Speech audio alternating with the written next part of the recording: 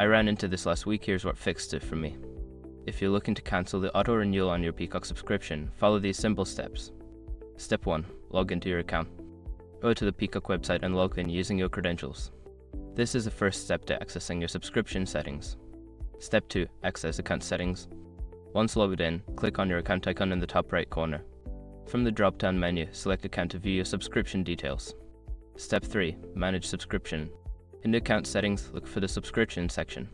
Here, you will find options related to your current plan and auto-renewal settings.